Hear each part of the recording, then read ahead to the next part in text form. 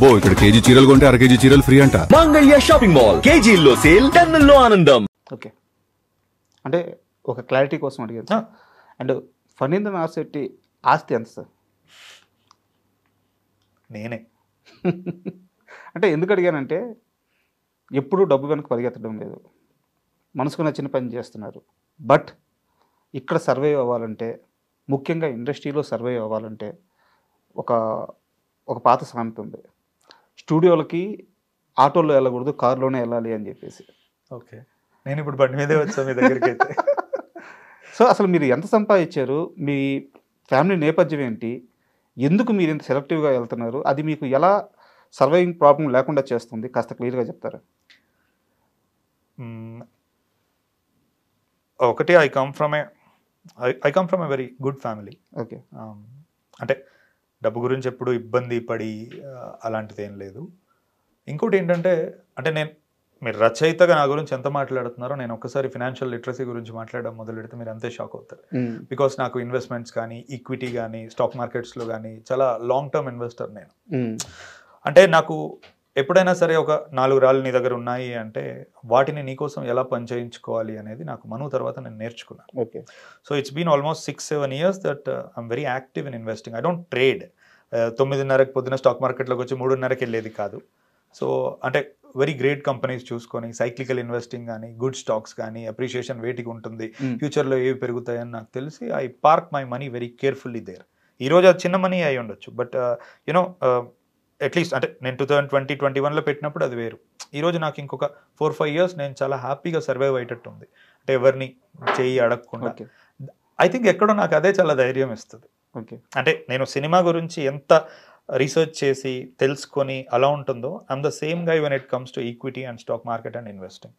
So అంటే ఒక healthy financial life అనేది చాలా ఇంపార్టెంట్. ముఖ్యంగా నీ యాటిట్యూడ్ని కాంప్రమైజ్ అవ్వకుండా ఉంచుకోవడానికి ఆ చెయ్యి చాచి, ఎందుకంటే డబ్బు మనల్ని చాలా విషయాల్లో మనం వెనకడుగు వేసేలానో సర్దుకుపోయేలా చేస్తుంది. అది నాకు రాకూడదు అని అనుకున్నా. Touch wood, God has been very kind to me. All those things are good. Madhuram cinema స్టార్టింగ్లో అది సినిమానే అందాం దాన్ని, షార్ట్ ఫిల్మ్. సుమగారు కూడా అదే అన్నారు. సో మధురం స్టార్టింగ్లో మీరు ఒక లైన్ వేస్తారు, నా టీమే నా కుటుంబం అని చెప్పేసి, నా బృందమే నా కుటుంబం అని చెప్పేసి. ఇప్పుడు ఇన్నేళ్ల తర్వాత మీరు 8 వసంతాలు సినిమా చేస్తున్నప్పుడు మీకు మళ్ళీ ఆ మధురం హీరోనే ఇన్ని సంవత్సరాల తర్వాత కూడా మీతోనే ఉన్నారా? మళ్ళీ ఆయన్నే తీసుకోవడానికి కారణం ఏంటి? ఎన్ని సంవత్సరాలు ఏం లేదు, తన జీవితం తను ఉండే. అప్పుడప్పుడు ఓన్లీ మేము మాట్లాడుతూ ఉండేవాళ్ళం ఫోన్లో.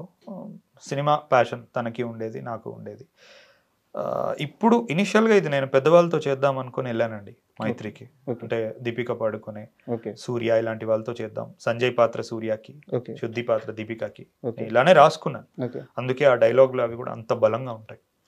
అక్కడికి వెళ్ళిన తర్వాత ఎక్కడో వాళ్ళు ఒకసారి కొత్త వాళ్ళతో అయితే ఇంకా బాగుండొచ్చు, పెద్దవాళ్ళతో మనకి కొన్ని ఇబ్బందులు ఉండొచ్చు, ఉండకపోవచ్చు, తెలీదు, కథ ఎక్కడైనా పాడవుతుందేమో, ఒక్కసారి ఆలోచించు అని అన్నారు. అప్పుడు కంప్లీట్లీ కొత్త వాళ్ళతో వెళ్దాం అనుకున్నప్పుడు నేను ముఖ్యంగా క్లైమాక్స్ కనుక చూసుకుంటే ఒక 14 నిమిషాలు ఒకే దగ్గర కూర్చొని, మనిషి కూర్చొని ఎన్నో ఎమోషన్స్ని చెప్పగలిగే ఒక వ్యక్తి కావాలి నాకు. 8 సంవత్సరాల జర్నీని చెప్పాలి. 8 సంవత్సరాల జర్నీని తను స్క్రాప్ యార్డ్లో ఏరుకునే దగ్గర నుంచి ఈ అమ్మాయిని గెలుచుకునే వరకు ఎమోషనల్ ఫ్లో అవ్వాలి అని అనుకున్నా. అప్పుడు నాకు ఆబ్వియస్లీ టచ్లో ఉన్నాం కాబట్టి ఈ వ్యక్తి చేయగలుగుతాడు, ఇది పుల్ ఆఫ్ చేయగలుగుతాడని నేను నమ్మి ఇచ్చాను. ఓకే, అండ్ సినిమాలో నా కంప్లైంట్ ఏంటంటే సిరివెన్నెల గారి పాట ప్రస్తావన తీసుకొచ్చారు. సో ఎక్కడైనా ఆ పాటని ఎక్స్ప్లెయిన్ చేస్తారేమో, ఒక సీన్ ఉంటుందేమో, ఒక డైలాగ్ ఉంటుందేమో అని చెప్పి ఎదురు చూశాను. సో ఎందుకు పెట్టలేదు? అది శుద్ధి అలా ఎక్స్ప్లెయిన్ చేస్తుంటే ఎంతసేపు అవుతుంది అని మేము ఒకసారి ఊరికే డ్యూరేషన్ తీసుకున్నాం. ఓకే, 4.5 minutes అవుతుంది అది. ఓకే, అంటే నాకే అది విన్నాక ఆడియన్స్కి ఎందుకు చెప్తున్నావు క్లాస్ మాకు అన్నట్టు అనిపించి అది తీసేసి నేను నా పర్సనల్ ఇన్స్టాగ్రామ్లో పెట్టేసుకున్నాను. 3 వీడియోస్లో పెట్టాను, చాలా డీప్గా అనలైజ్ చేస్తూ. సరే ఇక్కడ వరకే చెప్పేద్దాంలే, చాలులే అనుకున్నట్టు వదిలేసాను.